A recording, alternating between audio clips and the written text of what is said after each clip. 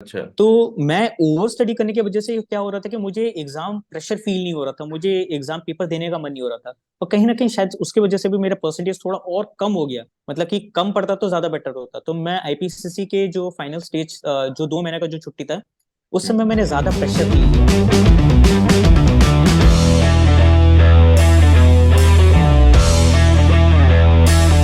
दोस्तों नमस्कार, welcome back to channel wisdom CA. मैं हूं रविंदर ओझा और आज हमारे साथ हैं सीए अभिषेक अग्रवाल जी।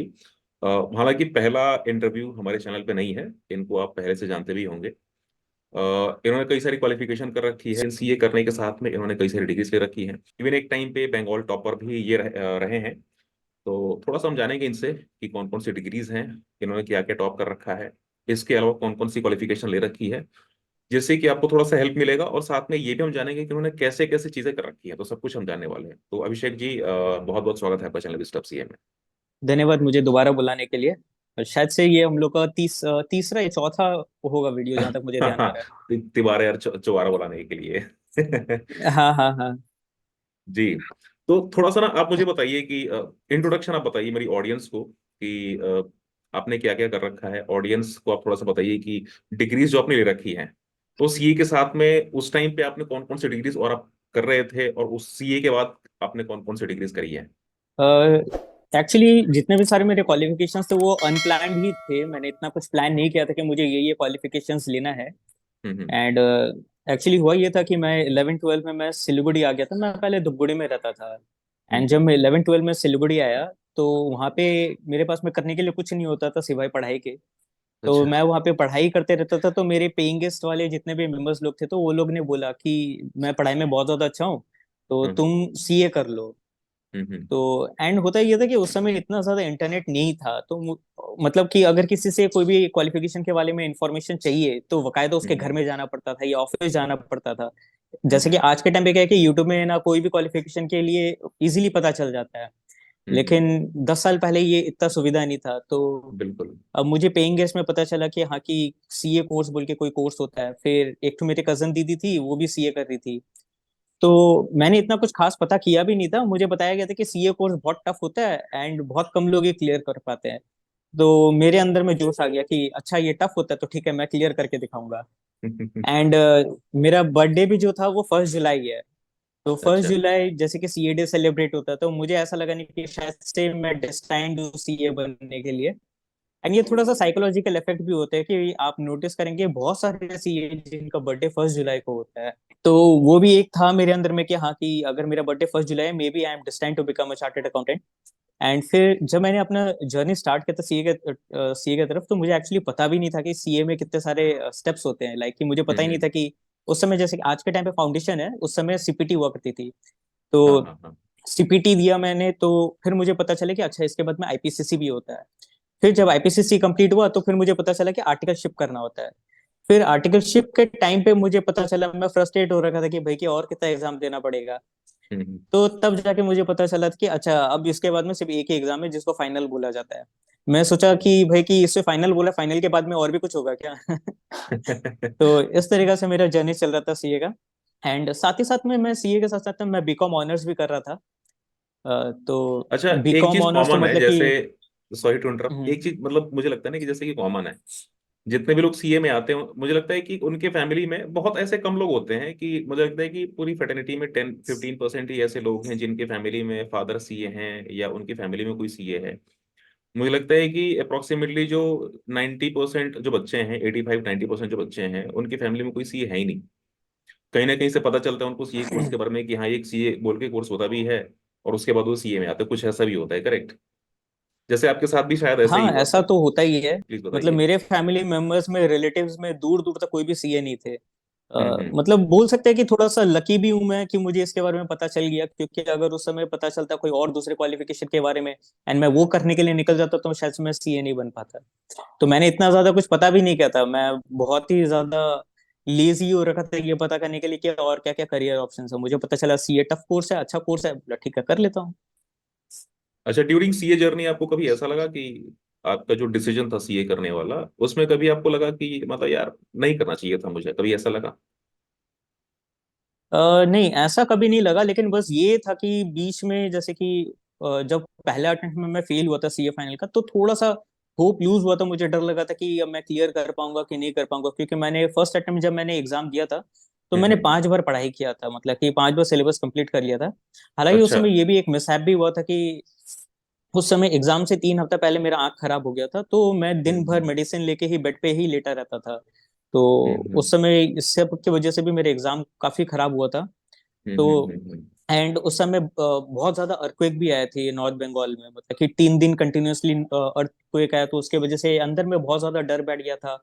प्रिपरेशन भी ठीक से नहीं हो पा रहा था, तो मतलब कि उस समय ऐसा हो रहा था कि एग्जाम तो भाई होते रहेगा, अभी जान हम्म। बचाओ भाई फिलहाल। तो सारा फोकस इसी चीज में रहता था, सर्वाइवल के लिए। तो पहला अटेम्प्ट अच्छा, मेरा सीए खराब के हो गया साथ था भी उस आपने समय। कुछ सीए के साथ भी आपने कुछ करा था कोई, इसके अलावा कोई कोर्स?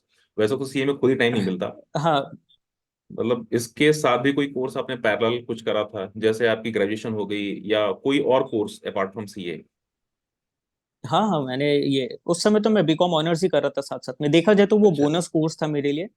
क्योंकि जितने भी मैंने पढ़ाई कर रहा था सीए में, तो वो तो मतलब बीकॉम का सिलेबस और सीए का सिलेबस तो इंटरलिंक्ड ही हो रखा था, मतलब कि हम्म। CA is the father of the BCom honours, उसमें सब कुछ ही कवर्ड है। बिल्कुल तो मैं बिल्कुल तो बीकॉम बिल्कुल। ऑनर्स के लिए मैं पढ़ता ही नहीं था, बस एग्जाम, यहाँ तक कि मुझे ये भी नहीं पता होता था कि कौन सा पेपर है, मुझे इतना पता था कि आज एग्जाम जाके देना है। एग्जाम हॉल में पता चलता अच्छा ये कुछ ये सब्जेक्ट है। एंड उसमें हम्म। भी मैं देखा कि जब मेरा रिजल्ट आया, तो उसमें भी मैं तीनों साल में फर्स्ट सेकंड थर्ड वैसे ही हो रहा था, जबकि मैं कुछ अलग से प्रिपरेशन ही नहीं कर रहा था कॉलेज के लिए। मतलब ऑलरेडी आप मास्टरी कोर्स कर रहे हो, तो फिर मतलब बीकॉम एग्जाम्स क्या ही है, वो तो मतलब बहुत ही हाँ नॉर्मल चीज वही होती बात है है। उसमें। जा करके आप लिख दोगे तो आराम से हो जाएगा, उसमें कोई दिक्कत ही नहीं है। बाकी अगर थोड़ा सा बात करें, आप थोड़ा सा बताओ मुझे कि कैसे आप वही प्रिपेयर करते थे, आपने फाउंडेशन में कैसे प्रिपेयर करा, आपने किस तरीके से सीए इंटर में प्रिपेयर करा, और आर्टिकलशिप के साथ में आपकी जो तैयारी थी फाइनल वाली, वो आपने कैसे करा था? जो जैसे कि जो फाउंडेशन है मेरे टाइम पे तो सीपीटी थी, तो उसमें तो एमसीक्यूज पैटर्न थी। हम्म। तो हुआ ये था कि जैसे कि 12 ओवर हुआ था, तो मैंने मैथ्स एंड स्टैट्स के लिए तो मैंने एक अपना क्लास 12 में एक टू फॉर्मूला कॉपी में बना के रखा हुआ था। एंड हम्म। मैंने कोई कोचिंग एंड ऑल ये सब कुछ भी नहीं लिया था। अच्छा। एंड मैं उस समय मैं अपने घर चल गया था, कि छुट्टी का टाइम था, तो मैं सोचा मैं घर से ही प्रिपरेशन कर लूंगा, मैं कोई कोचिंग नहीं लिया था उस समय। तो हम्म घर से मैं अकाउंटिंग जो था क्लास 11 12 वाला ही अकाउंटिंग था, तो वो हो गया था। फिर इकोनॉमिक्स भी 11 12 वाला ही था, तो उतना कोई दिक्कत नहीं हम्म था। फिर मैथ्स एंड स्टैट्स था।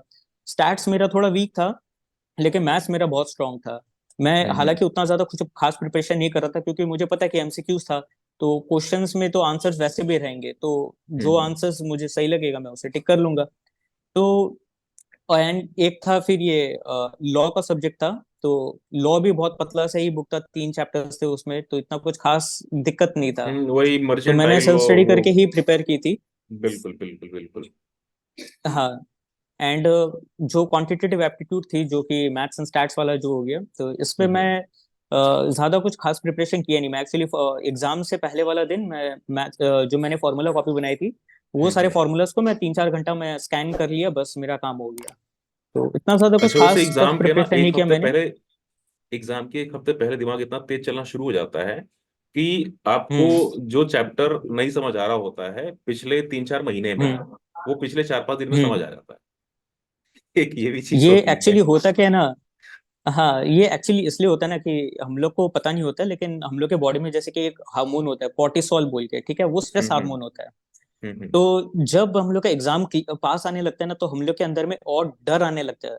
तो अब जो स्ट्रेस होता है हम लोग उसको नेगेटिव वे में लेते हैं, लेकिन stress actually positive and negative दोनों होता है। अगर आप बहुत ज्यादा स्ट्रेस लिए जा रहे हो, वो क्रॉनिक स्ट्रेस में कन्वर्ट हो जाता है, तो वो आपको प्रोक्रेस्टिनेट करवाता है। लेकिन हम्म अगर आप माइल्ड पॉजिटिव स्ट्रेस लेते हैं कि हाँ के एग्जाम पास आ रहे हैं, मुझे प्रिपरेशन करना है, तो वो आपको एनहांस करता है कि आपको और एक्टिविटी करना पड़ेगा, आपको और पढ़ना पड़ेगा। तो मेरे साथ में भी ऐसा हुआ था कि मैं उतना ज्यादा नहीं पढ़ता था, मैं डेली 3 से 4 घंटा में पढ़ा था। लेकिन हम्म। एग्जाम से करीब करीब 18 19 दिन पहले से मैं फिर अचानक से एक ही बार में 17 18 आवर्स अ डे में पढ़ना स्टार्ट हो गया था, क्योंकि मेरे अंदर में वो डर आ गया था हल्का सा कि हाँ कि एग्जाम पास आ रहा है, मुझे अच्छे से प्रिपेयर करना होगा। तो ये जो अच्छा। होता है ये पॉजिटिव स्ट्रेस हो जाता है। बिल्कुल। अच्छा, मुझे एक चीज और लगती है, जैसे आप बता रहे हो ना प्रोक्रेस्टिनेशन वाली बात, इसमें मुझे एक पॉइंट हाँ। और ऐड करना था। मतलब मुझे लगता है ना, जैसे प्रोक्रेस्टिनेशन अगर हम बात करें, एक सबसे बड़ा रीजन है सीए फील्ड में प्रोक्रेस्टिनेशन करने का कि आपके एग्जाम्स हमेशा ही है, हर एक 6 महीने पे एग्जाम्स हैं। नॉर्मली जब कोई हम्म होता है क्लास टेंथ में होता है या क्लास ट्वेल्थ में होता है, तो वहां पे आपके पास में है कि आपको पास ही करना है, किसी भी हालत में एक ही अटेम्प्ट में पास करना है। नहीं तो अगर आप हम्म। पास नहीं किए तो आपका एक साल बर्बाद है। यहाँ पे क्या है कि यार चलो 6 महीने की बात है, 2 महीने बाद रिजल्ट आएगा, और 3 महीने 4 महीने की और बात है। तो वो थोड़ा सा ना यहाँ पे हो भी जाता है कुछ प्रोक्रेस्टिनेशन, या थोड़ा सा लोग लेजी हो जाते हैं कि चलो यार थोड़ी सी और अच्छी पढ़ाई करेंगे, अगले अटेम्प्ट पे देंगे, मई नहीं नवंबर में देंगे। मुझे लगता है कि थोड़ा सा एक ये भी है फैक्ट। एक तो ये भी है, एंड दूसरा रीजन ये भी हो जाता है ना कि सिलेबस इतना ज्यादा वास्ट हो जाता है कि हम्म अगर कोई कभी गलती से भी मतलब कि 2-3 दिन अगर अपने क्लासेस मिस कर देते हैं ना, तो हम्म। होता क्या है कि उनके ऊपर सिलेबस बहुत ज्यादा हैवी लगने लग जाता है। एंड बिल्कुल उनको ऐसा बिल्कुल। लगता है कि वो बहुत ज्यादा लेफ्ट आउट हो चुके हैं। हाँ हाँ हाँ, तो उसको फिर उन्हें ऐसा मैनेज फील करना होता है कि मुश्किल हो नहीं, अब तो जाता है। गाड़ी छूट ही चुकी है, अब तो मैं कैसे पकड़ूं। हाँ, वो वही होता है बैकलॉग्स सबसे। कवर करने में ही लोग फिर फ्रस्ट्रेट हो जाते हैं, उनको ज्यादा टेंशन होता है, एंड उन्हें लगता है कि नहीं, कि अब मैं बहुत पीछे रह चुका हूँ। और उसमें एक ये भी चीज है कि जैसे आपने सिलेबस तो चलो आपने कैसे भी कवर कर लिया, ठीक है, तो एक तो चलो ठीक है आपका सिलेबस कवर हो गया, लेकिन सिलेबस कवर करने के बाद आपको फिर से उसको रिवाइज करना है, 2 बार 3 बार आपको रिवाइज करना है। उसके बाद आपको मॉक टेस्ट पेपर भी हम्म। सॉल्व करने हैं, रिवाइज हम्म। नहीं करा तो भी दिक्कत है, रिवाइज कर लिए मॉक टेस्ट पेपर सॉल्व हम्म। नहीं करा तो भी दिक्कत है। तो ये भी चीज है, हम्म। मतलब आपको ना मेहनत करना पड़ेगा कंसिस्टेंटली। एग्जाम के 1-2 महीने पहले तो अगर नहीं, आप सही बात दस है। घंटे 12 घंटे आप नहीं पढ़ रहे हो, फिर थोड़ी सी बड़ी दिक्कत हो जाती है।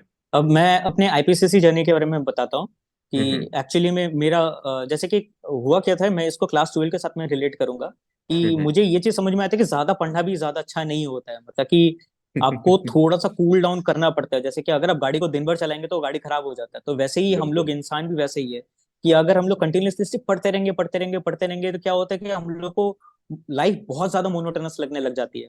एंड हम्म क्लास 12 में मेरे साथ में यही हुआ था कि मैं करीब करीब 30 to 40 मैं मॉक टेस्ट पेपर सॉल्व किया था। एंड हम्म। अब ये हो रहा था कि मैं जब रियल एग्जाम पेपर में जब दे रहा था, तो मुझे वो मॉक टेस्ट पेपर जैसा फील हो रहा था, मुझे एक्चुअली वो देने का मन नहीं कर रहा था।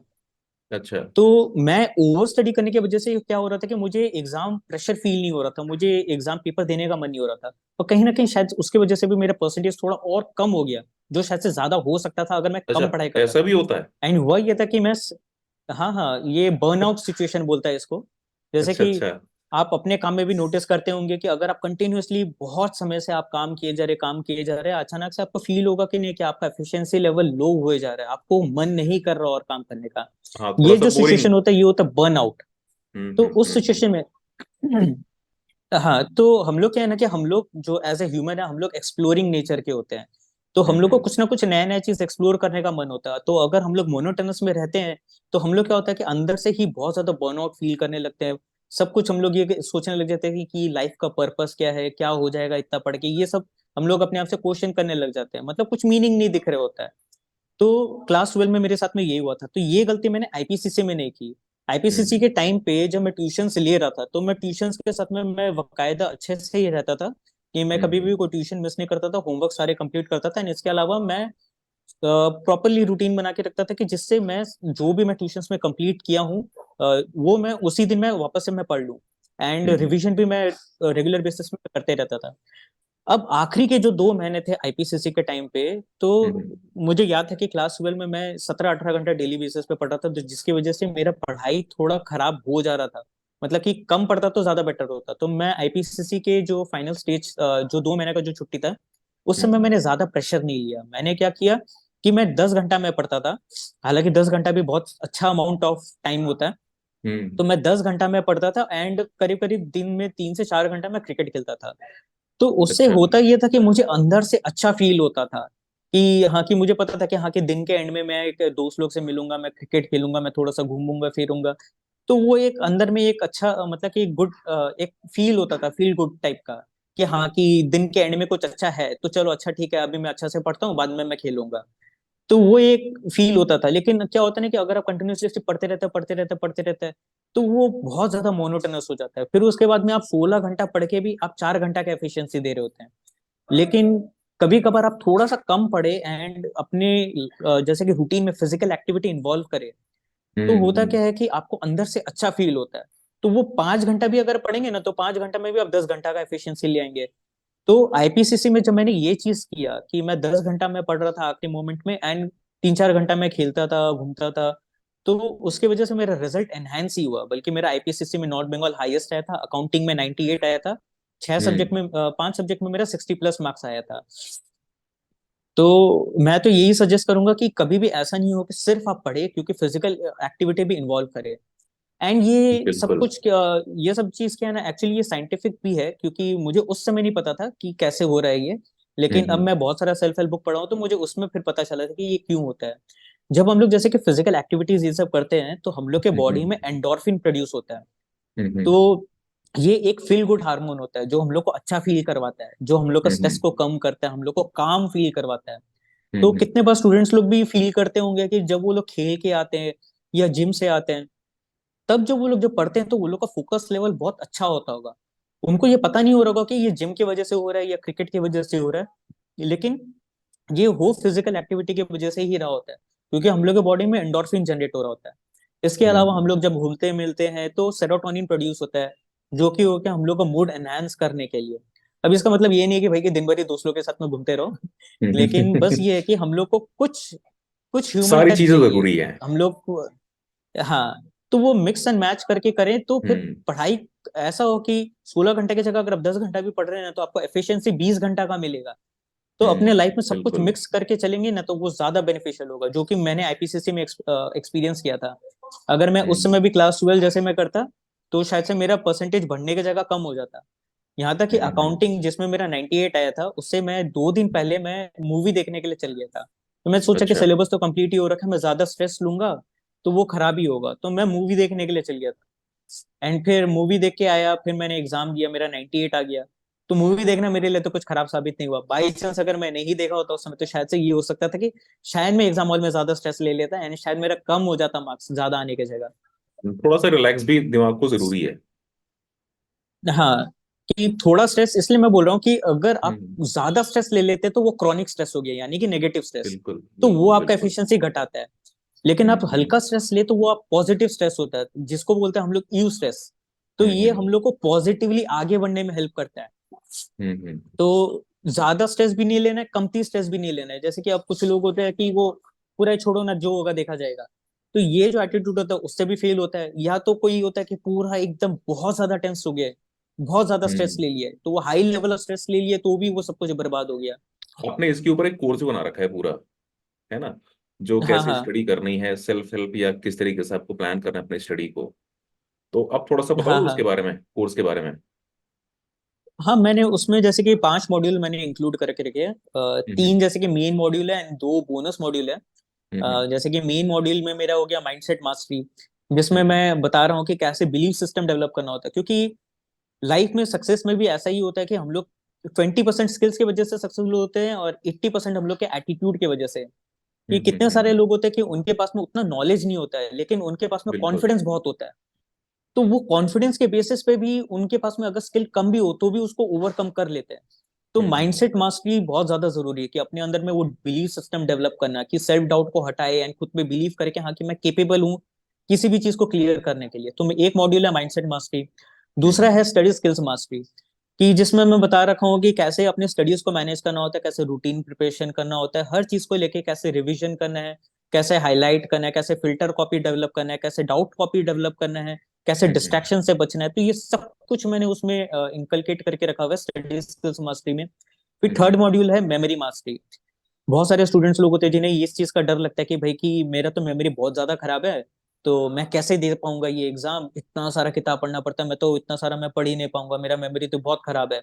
To hmm. बी ऑनेस्ट, मैं अपने बारे में बताऊँ तो मैं क्लास 4 में 11 में से 7 सब्जेक्ट में मैं फेल हुआ था, मेरा मेमोरी इतना ज्यादा खराब था। यहाँ तक कि मैं हम्म। क्लास 10 के प्री बोर्ड में भी 2 2 सब्जेक्ट में मैं फेल हुआ हूँ, जिसमें एक में मेरा 34 आया था, एक में 19 आया था मेरा। हम्म। एंड मेरा बहुत खराब मार्क्स आता था, मैं इतना ज्यादा कुछ ब्रिलियंट स्टूडेंट नहीं था। लेकिन ओवर पीरियड ऑफ टाइम मैं समझ पाया कि मेमोरी ऐसा नहीं है कि अगर गिफ्टेड है तो ही आप कुछ कर पाएंगे, बल्कि आप आज के टाइम पे बहुत सारे स्किल्स हैं, अगर आप वो टेक्निक्स यूज करें तो आप किसी जीनियस को भी पीछे छोड़ सकते हैं। एंड टू बी ऑनेस्ट, हम्म। आज भी मेरा मेमोरी इतना कुछ ज्यादा अच्छा नहीं है, लेकिन अगर मुझे कोई भी क्वालिफिकेशन परस्यू करना हो, तो मुझे इजीली पता है कि मैं कोई भी क्वालिफिकेशन इजी क्लियर कर लूंगा, क्योंकि मेरे पास में बहुत सारे मेमोरी टेक्निक्स है। तो वो अच्छा, अब मेमोरी यार टेक्निक ये बताओ, यूज करके मैं क्वालिफिकेशन आप बताओ कि क्वालिफिकेशन कौन कौन सी है अभी आपके पास में, अभी करंटली आपके पास में कितनी सारी क्वालिफिकेशंस है। क्वालिफिकेशंस मेरे पास में करीब करीब 10 के आसपास है। एंड जिसमें तो जैसे कि सीए मेरे से पास पहले में कितनी सबसे थी मेन और तो सीए के चार्टर्ड बाद आपने अकाउंटेंट है। कितना कर रखा है? सबसे पहले तो एक्चुअली मेरा चार्टर्ड अकाउंटेंट ही था, एंड अच्छा इसके अच्छा। साथ में बोनस क्वालिफिकेशन मुझे बीकॉम ऑनर्स भी मिल गया, एंड उसमें भी हम्म मेरा ओवरऑल टॉप 5 में ही था मेरा रैंक। एंड फिर सीए के बाद में मैं जब सीए कंप्लीट हुआ तो फिर मैं सोचा कि इससे अच्छा और कौन सा कोर्स है जिससे मुझे और ज्यादा रिस्पेक्ट एंड मतलब कि इसमें मनी वाइज मुझे बेनिफिट हो। तो फिर हम्म मुझे पता चले कि दीसा बोल के diploma in information system audit, हम्म तो मैंने वो वाला कोर्स किया। तो उसमें भी हम्म जैसे कि 100 सीए लोग अगर एग्जाम देते हैं तो 2 या 3 ही क्लियर कर पाते हैं। हम्म तो मैंने वो किया। तो उसके बाद में मैं सोचा कि अब मैं क्या करूं, तो मुझे फिर पता चला डीआईआरएम के बारे में। ये भी आईसीईआई का एक कोर्स है, diploma in insurance and risk management. तो हम्म मैंने वो वाला क्वालिफिकेशंस के लिए परस्यू किया, तो मेरे इसमें ऑल इंडिया रैंक 4 आया था एंड वेस्ट बंगाल मैंने टॉप किया था। एंड जब हम्म मेरा ये कंप्लीट हो गया तो फिर मुझे मैंने काफी सारे सर्टिफिकेशन कोर्सेज किए थे, लाइक कि नॉन प्रॉफिट ऑर्गेनाइजेशन का, फिर certificate in concurrent audit of banks, फिर ये फॉरेंसिक ऑडिट के ऊपर में। फिर जब ये सारे सर्टिफिकेशंस हो गए तो मैंने और कुछ कुछ क्वालिफिकेशन जो मुझे टाइम टू टाइम पता चलते जा रहा था तो मैं वो किए जा रहा था। जिसमें से हम्म एक था जो मुझे लिंक्डइन के थ्रू मुझे पता चला था, कि मैं एक जन से बात कर रहा था तो उन्होंने मुझे बताया कि रजिस्टर्ड वैल्यूर बोल के एक कोर्स है, जो हम्म कि वो खुद में बहुत ज्यादा टफ है। एंड आज के डेट पे ऑल ओवर इंडिया करीब करीब securities and financial asset category में 2000 ही लोग होंगे जो लोग इसको क्लियर कर पाए। हम्म एंड मैं नॉर्थ बंगाल में मैं पहला था जो ये रजिस्टर्ड वैल्यूर का कोर्स को मैं कंप्लीट कर पाया। फिर इसके बाद में मैंने ये सर्वेयर एंड लॉस असेसर का मैंने कोर्स किया। इसमें भी इस तरीका से होता है कि लोग बोलते हैं कि 2 पेपर से ज्यादा तो दीजिए ही मत वरना आपका क्लियर नहीं होगा। तो हम्म मैंने एक ही बार में मैंने 4 पेपर दिया था एंड मेरा 75% आ गया था, जबकि 60% चाहिए होता है। एंड मैंने हम्म करीब करीब 20 से 25 दिन ही मैंने प्रिपेयर की थी एंड उसमें भी मेरे 75% आके मैंने वो भी क्लियर कर लिया। फिर मैंने सोशल ऑडिटर का भी एग्जाम दिया था एंड उसके लिए भी मैंने ज्यादा प्रिपरेशन नहीं किया। मैंने करीब करीब मुझे जैसे कि मान लीजिए कि आज पता चला कि हाँ, के सोशल ऑडिटर बोल के कोई एग्जाम होता है, मैंने आज के हम्म आज इनरोल कर लिया। 15 दिन बाद मैंने एग्जाम दिया और मेरा वो क्लियर हो गया। तो बिल्कुल। इस तरीके से करके मुझे टाइम टू टाइम मुझे जो जो क्वालिफिकेशंस पता चल रहा था, मैं जो मेरे नजर में आ रहा था मैं किए जा रहा था। फिर हम्म मुझे हाँ बीच में एमकॉम के बारे ये यूजीसी एनईटी के बारे में पता चला था। तो अब मुझे ये पता चला था कि यूजीसी एनईटी करने के लिए पोस्ट ग्रेजुएशन में 55% मार्क्स चाहिए। हम्म तो सीए को भी जैसे कि पोस्ट ग्रेजुएशन का तो दर्जा दिया जाता है, लेकिन मेरा सीए में फाइनल में 55% नहीं था, तो इसलिए मैं एलिजिबल नहीं था। तो मैंने क्या किया कि मैंने एमकॉम एफएनटी का भी एग्जाम दे दिया। तो बीच में मैंने एमकॉम एफएनटी का भी एग्जाम क्लियर किया, फिर मैंने यूजीसी एनईटी भी 2 बार क्लियर किया। क्या बात है, एंड मतलब अभी भी बहुत सारी मेरे बकेट लिस्ट में और भी क्वालिफिकेशन। क्वालिफिकेशंस हैं। अभी भी मेरे ठीक है। बकेट लिस्ट में और क्वालिफिकेशन है। अभी आते हैं फिर कोर्सेज पे। आपने तो ये बता दिया कि चलो मेमोरी टेक्निक पे हम थे कि मेमोरी टेक्निक आपको कैसे डेवलप करनी है, आप मल्टीपल कोर्सेज कैसे कर सकते हो। आई थिंक ये थर्ड मॉड्यूल आप बता हाँ रहे थे। आगे चलते हैं कि उसके हाँ बाद अब कोर्सेज में क्या है। हाँ, इसमें मैंने फिर बोनस मॉडल मैंने डेवलप करके रखा हुआ है, लाइक कि हैबिट डेवलपमेंट मास्टरी के ऊपर में। हम्म कि मोस्टली क्या होता है कि हम लोग क्या करते हैं कि हम लोग के गोल बना लेते हैं कि हाँ कि ये मेरा गोल है, इसे मुझे अचीव करना है। लेकिन एक्चुअली क्या होता है, हम लोग वो प्रोसेस को भूल जाते हैं कि हम्म ये इस गोल तक पहुंचने के लिए क्या प्रोसेस होना चाहिए और ये प्रोसेस को कौन फॉलो कर सकता है। मतलब कि अंदर में वो बुनियाद आपके अंदर में नहीं है, जैसे कि अगर बिल्डिंग का फाउंडेशन ही मजबूत नहीं है तो बिल्डिंग गिरेगा ही। तो वैसे ही हम्म एक इंसान को कैसा बनना पड़ेगा ताकि वो प्रोसेस को फॉलो कर सके, ताकि वो गोल को रीच कर सके। तो मैं ये हैबिट डेवलपमेंट मास्टर में मैं ये बता रहा हूँ कि कोई भी हैबिट को कैसे डेवलप करना है। क्योंकि हम्म एक बार आपके अंदर में वो हैबिट डेवलप हो जाएगा तो गोल तो बाई प्रोडक्ट होता है। हम लोग गोल को मेन समझते हैं, लेकिन गोल कभी भी मेन नहीं होता। Goal is just a by product of your habits. तो मैं उसमें ये बता रखा हूँ कि कोई भी हैबिट को कैसे डेवलप करना है। एक बार हैबिट डेवलप हो जाएगा तो आप सीए भी बन जाएंगे, आप कुछ भी क्लियर कर सकते हैं। हम्म एंड फिर मेरा लास्ट मॉड्यूल हो गया स्लीप मास्टरी। अब इसमें मैंने 3 सेल्फ हेल्प बुक मैंने पढ़ा था स्लीप के ऊपर में। एंड तो मुझे पता चला था कि स्लीप, पहले तो मुझे ये लगता था कि स्लीप कितना बेकार चीज है, इसके वजह से टाइम वेस्ट होता है। काश अगर मैं सोता नहीं, मैं सारा टाइम मैं पढ़ते रहता तो कितना ज्यादा अच्छा होता। लेकिन जब मैंने वो सारे 3 बुक पढ़े हम्म तो मुझे पता चला कि कि स्लीप कितना ज्यादा इम्पोर्टेंट होता है एंड स्लीप का साइंस क्या है, स्लीप कैसे वर्क, जिससे हम लोग अपना इंसोम्निया होकर रखा हुआ होता है, पता नहीं होता कि कब कैसे अपने स्टडी स्लीप शेड्यूल्स को ठीक करे। तो ये हम्म सारे चीज से वो लोग सफर कर रहे होते हैं। तो मैंने एक बोनस मॉड्यूल भी डेवलप किया इसमें कि स्लीप मास्टरी के ऊपर में, जिससे स्लीप के बारे में सारा नॉलेज मिल जाए।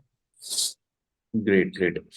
अच्छा, उसके बाद अगर हम बात करें आपका, आपकी जो जर्नी है सीए इंटर के बाद, सीए इंटर के बाद आपको फिर करनी होती है आर्टिकलशिप, और आर्टिकलशिप के साथ में सबसे जो डिफिकल्ट पेपर आता है सीए का, हम्म। वो है सीए फाइनल। तो दोनों का मैनेज कैसे करते हैं? एक्चुअली मैंने जहाँ पे आर्टिकलशिप लिया था वो, मुझे पता नहीं था कि मैंने बहुत ज्यादा खतरनाक जगह मैंने आर्टिकलशिप ले लिया है। तो हुआ ये था कि बहुत ज्यादा दिक्कत आता था प्रिपरेशन को लेके। तो हम्म, एंड टू बी ऑनेस्ट मुझे उतना ज्यादा पता भी नहीं था कि आर्टिकलशिप के जब स्टार्ट हुआ था मुझे पता भी नहीं था कि अब मुझे सीए फाइनल के लिए एग्जाम देना होगा। मैं बोला ना कि हम्म, मैं एकदम भी अनप्रिपेयर्ड वे में मैं सीए में आया। अगर मैं बहुत ज्यादा प्रिपेयर्ड होके आता, मुझे पता होता कि इतने सारे स्टेजेस है, इतना ज्यादा टाइम लगेगा, इतना पढ़ना पड़ेगा, तो शायद से मैं हम्म, डर जाता। लेकिन मुझे ये सब के बारे में कुछ पता ही नहीं था कि सीए फाइनल बोल के भी कुछ होता है। हम्म, फिर जब अब जैसे कि आर्टिकलशिप में और भी काफी सारे फ्रेंड्स लोग थे, तो वो लोग को भी फाइनल के लिए प्रिपेयर करना था, तो वो लोग के साथ में डिस्कशन किया, तब पता चला कि हाँ कि सीए फाइनल के लिए ट्यूशंस हम्म, लेना होगा। तो फिर हम लोग जैसे कि आर्टिकलशिप में क्या होता था कि हम लोग लेटर लिख के देते थे प्रिंसिपल को कि इस टाइम से इस टाइम तक हम लोग का मतलब कि क्लासेस रहेगा, तो हम लोग का जो आर्टिकलशिप का टाइमिंग है उसको मतलब कि उसी हिसाब से चेंज कर दिया जाए। तो हम्म, सुबह के टाइम में हम लोग का ट्यूशन होता था। सुबह का ट्यूशन जैसे ही कंप्लीट हुआ 10 साढ़े 10 के आसपास, तो हम लोग आर्टिकलशिप के लिए आ जाते थे। तो हम्म, अब वो करीब करीब अगर शाम को ट्यूशन हुआ तो शाम को ट्यूशन चल जाते थे, अगर शाम को ट्यूशन नहीं हुआ तो रात का 8 9 बजे तक हम लोग आर्टिकलशिप ही चलते रहता था। अब फिर हम्म, जब उसके बाद में मैं जब घर आता था तो मैं फिर मैं एक्चुअली मैं उस समय मैं घर में रह के प्रिपेयर नहीं करता था। हम लोग फ्रेंड्स थे साथ में, तो हम हम्म, लोग साथ में ही कंबाइंड स्टडी करते थे। लाइक कि सेम सिटी में घर है मेरा, लेकिन मैं अपने फ्रेंड लोग के साथ में मैं ज्यादातर रहता था ताकि हम लोग कंबाइंड स्टडी कर सके। एंड मेरे फ्रेंड्स लोग भी अच्छे थे कि वो लोग भी पढ़ाई की तरफ डिवोटेड थे। तो हम लोग रात हम्म, को फिर 3 से 4 घंटा साथ में बैठ के पढ़ाई करते थे, और हम लोग जेन्युइनली पढ़ाई करते थे। एंड इसी तरीके से जो भी ट्यूशन होता था हम प्रॉपरली कंप्लीट करने का ही कोशिश करता था। एंड ऐसा नहीं हो कि जितना पॉसिबल हो मैं ट्यूशंस कभी भी स्किप नहीं करता था। एंड ट्यूशन के टाइम में भी ऐसा नहीं कि मैं इधर उधर कहीं देख रहा हूँ या फिर मतलब कि टाइम पास करने के लिए जा रहा हूँ, वैसा कुछ भी नहीं होता था। मैं हम्म, फुल फोकस के साथ में मैं ध्यान देता था कि ट्यूशन में क्या समझा रहा है, मैं नोट्स प्रॉपरली बनाता था ताकि बाद में मुझे कोई भी चीज को लेकर दिक्कत नहीं है। तो जो ट्यूशन में कंप्लीट हो गया मैं घर आके उसे रिवाइज भी करता था। एंड फिर अगर जैसे कि किसी टाइम पे ऐसा होता था कि नहीं कि अब मेरे पास में रिवीजन करने के लिए कुछ बचा नहीं है, तो मैं फिर वापस से पुराने चीज को मैं रिवाइज करना स्टार्ट कर देता था। हम्म, एंड इसके अलावा ये था कि मेरा थोड़ा प्रिपरेशन स्ट्रैटेजी भी वैसा था कि मैं सब कुछ फिल्टर कर देता था कि मुझे क्या चीज पढ़ना है क्या चीज नहीं पढ़ना है। अब कितने बार क्या होता है कि स्टूडेंट्स लोग मार्क नहीं करते कि क्या इंपॉर्टेंट है, क्या चीज इस सम में इंपॉर्टेंट है, कौन सा सम इंपॉर्टेंट है। तो वो सारे जो चीज है ये सब चीज लोग फिल्टर नहीं करते हैं, इस वजह से क्या होता है कि वो लोग एक ही चीज को बार बार रिवाइज करते जाते हैं। तो होता क्या है कि हम्म, कोई फायदा ही नहीं होता वो चीज पढ़ने का। लेकिन मैं क्या करता था कि मैं हर एक चीज को मैं आइडेंटिफाई कर लेता था कि अच्छा ठीक है ये तो मुझे समझ में आ चुका, इसमें ये पर्टिकुलर पॉइंट है जो मुझे नहीं समझ में आया, तो मैं उसे हाईलाइट हम्म, कर देता था, मैं उसे लिख लेता था कि अगली बार जब मैं पढ़ूंगा तो मुझे इस पे फोकस देना है। अब जब मैं नेक्स्ट टाइम बिल्कुल। में पढ़ता तो मुझे दिखता कि हाँ कि ये वाला चीज को मैंने हाईलाइट किया था, मतलब मैं इस चीज को मैं भूल जा रहा हूँ। तो लास्ट टाइम मुझे जैसे कि अगर कोई चीज पढ़ने में 1 घंटा लगा, तो अब मुझे वापस से वो चीज पढ़ने में 15 मिनट लग रहा है, मैं ज्यादा टाइम वेस्ट नहीं कर रहा हूँ। मैं पहले जैसे कि 5 सम सॉल्व किया तो मैं अब आइडेंटिफाई कर लिया कि ये 5 सम का पैटर्न एक ही है, तो मैं अब 5 की जगह में सिर्फ एक सम सॉल्व कर रहा हूँ। तो मैं उस तरीके से मैं फिल्टर करते जाता था। मैं इसे फिल्टर क्यों बोलता हूँ, जैसे कि देखिए कि एक फनल क्या होता है कि एक फनल इस तरीका से होता है, तो इसमें से क्या होता है कि वो फिल्टर होते जाता है।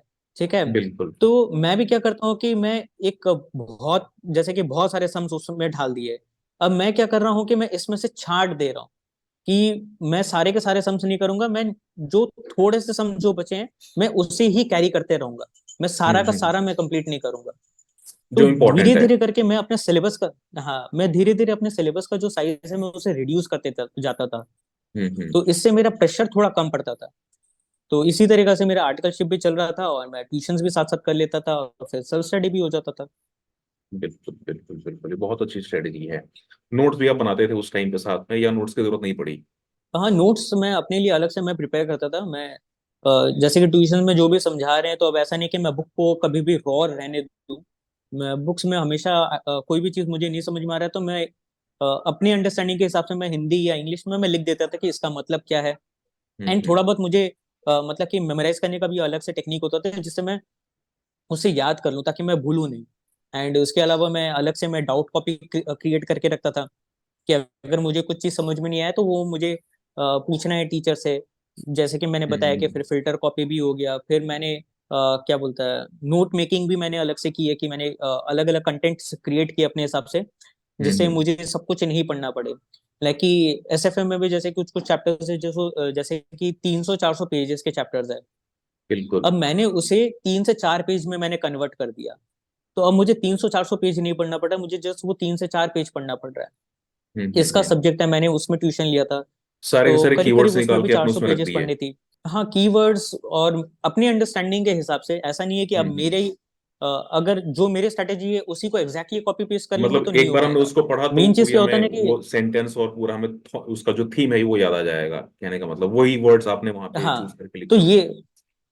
हाँ तो ये स्टूडेंट्स लोग को अपने हिसाब से भी देखना होगा कि उन्हें क्या हम्म। फील होता है, कि ऐसा कौन सा ट्रिगरिंग वर्ड है या ट्रिगरिंग हम्म। सेंटेंस है, या इमेज हो गया, डायग्राम हो गया, स्टोरी हो गया, कुछ भी ऐसा क्या हम्म। चीज है उनके पास मेमोरी के बेसिस पे, जो उन्हें अगर लगे कि हाँ, कि मैं इससे ही याद कर लूं तो मुझे सब कुछ याद आ जाए। तो हम्म। मेरे लिए वो कुछ हो सकता है, वो बाकी स्टूडेंट्स लोग के लिए कुछ और हो सकता है।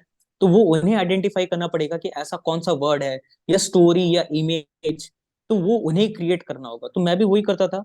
इसका जैसे कि 400 पेजेस का है, मैं वो 400 पेज में नहीं पढ़ा। लेकिन इनिशियली मैं पढ़ा, इनिशियली तो मुझे सब कुछ ही पढ़ना पड़ा। लेकिन मैं दोबारा दोबारा मैं उतना ज्यादा नहीं पढ़ रहा था। मैं एक बार हम्म। पढ़ लिया, मैंने शॉर्टकट्स क्रिएट कर ली। अब मैंने वो जो 400 पेज का जो इसका का जो सब्जेक्ट है, मैंने उसे 40 पेजेस में कन्वर्ट कर ली। एग्जाम टाइम मैंने बस हम्म। वो 40 पेज ही पढ़ी। एंड उसमें भी मेरा 60+ स्कोर आ गया था। एंड जैसे कि मैंने बताया कि मैं पहला अटेम्प्ट में मैं फेल हो गया था सीए फाइनल का, क्योंकि उस समय मेरा आंख भी खराब हो गया था, अर्थक्वेक्स भी आया था। हम्म। सेकेंड अटेम्प्ट में उस समय हुआ ये था कि मुझे सिर्फ 1 महीना का ही छुट्टी मिला था आर्टिकलशिप में। देखा जाए तो मुझे उतना, लेकिन मुझे एक्चुअली मैं लीव डिजर्व करता था, लेकिन मुझे दिया नहीं गया था। जैसे कि मैंने आपको कहा कि मैं बहुत ज्यादा खतरनाक जगह में आर्टिकलशिप कर लिया था। तो हम्म। मुझे वहां पे बोला गया था कि तुम्हें 30 सितंबर तक आर्टिकलशिप करना ही पड़ेगा, वरना तुम्हारा मैं एग्जाम फॉर्म साइन नहीं करूंगा। तो अच्छा। अब मेरा तो छुट्टी देखा जाए तो 12 जुलाई से स्टार्ट हो गया था। लेकिन अब वो मान नहीं रहे थे, वो बोला था कि नहीं, तुम्हारा एग्जाम फॉर्म साइन करेगा नहीं। तो अब मैं हम्म। मजबूरी में मैं ऑफिस का काम भी किए जा रहा हूँ 30 सितंबर तक। तो मुझे सीए फाइनल का प्रिपरेशन के लिए सेकंड अटेम्प्ट के लिए सिर्फ 1 महीना का छुट्टी मिला था। तो उस समय मेरे पास में इतना ऑब्वियस सा बात है कि 8 सब्जेक्ट और 1 महीने में कवर करना, तो नेक्स्ट टू इम्पॉसिबल जैसा ही हो जाता है। एंड सोने पे सुहागा तो ये हो गया था कि भाई, कि जिस दिन मुझे छुट्टी मिली थी अगले दिन ही मुझे चिकन पॉक्स हो गया था। ओ। एंड साथ साथ साथ में मुझे इंसोम्निया भी चल रहा था। एंड फर्स्ट अटेम्प्ट में मैं जो फील हुआ था उसका भी एक डिप्रेशन अलग ही चल रहा था। तो हम्म। देखा जाए तो कुछ भी मेरे लाइफ में उस समय पॉजिटिव हो नहीं रहा था। बस यही था कि मैंने सारे सब्जेक्ट्स को मैंने फिल्टर आउट कर लिया था कि मुझे क्या क्या चीज पढ़ना है। तो इसका जैसे हो गया, अब मैं 400 पेज नहीं पढ़ के मैं जस्ट वो 40 पेज पढ़ रहा हूँ, तो मेरा टाइम सेविंग हम्म। हो गया। अब एसएफएम हम्म। हो गया, तो एसएफएम में मैं 300-400 पेजेस नहीं करके मैं 30-40 पेज कर रहा हूँ। 3-4 पेज का मैं कंटेंट बना रखा हूँ, मैं उसमें ही हम्म। 300 पेजेस कवर कर ले रहा हूँ। तो ये सब जो प्रिपरेशन स्ट्रैटेजी थी जो मेरी, वो बहुत ज्यादा स्ट्रांग थी। तो मतलब कहने मुझे का मतलब कि कोई भी आपको चीज पढ़ाई के साथ मतलब कि, पहले वो वर्किंग आपको करनी पड़ेगी बैकग्राउंड में, तभी जाकर के वो होगा। पहले मतलब हाँ बैकग्राउंड की इंपॉर्टेंट है तो ज्यादा। हाँ तो ये एक्चुअली क्या होता है ना, कि प्रिपरेशन हम लोग कर रहे होते हैं ताकि ये डिसाइड कर सके कि एग्जाम से पहले हमें क्या पढ़ना है। हम्म। हम लोग पढ़ते जाते हैं, हम लोग सोचते हैं कि ठीक है पढ़ लेंगे हो जाएगा। लेकिन बात ये हम्म। होती है कि पढ़ना भी स्ट्रैटेजिकली पढ़ना पड़ता है। अगर आप सिर्फ बिल्कुल। पढ़ते रहेंगे, अब एग्जाम टाइम जब आएगा तो आप देखेंगे कि अरे बाप रे, कि ये तो 1000 पेज का बुक है, मैं कैसे पढूं। लेकिन हम्म। मेन चीज क्या था कि आपको एग्जाम से पहले ये फिल्टर करना था कि ये 1000 पेज में से कौन सा 100 पेज मुझे पढ़ना है, जिससे मेरा कम से कम मैं 80 मार्क्स का तो अटेम्प्ट कर पाऊं। हम लोग बिल्कुल। सब कुछ बिल्कुल। अटेम्प्ट करने के चक्कर में, सब कुछ कवर करने के चक्कर में अपना सारा टाइम वेस्ट कर देते, फिर एग्जाम में बोलते कि पेपर कंप्लीट नहीं हुआ या सिलेबस कंप्लीट नहीं हुआ। लेकिन हम लोग आइडेंटिफाई नहीं करते कि हमें पढ़ना क्या चीज था।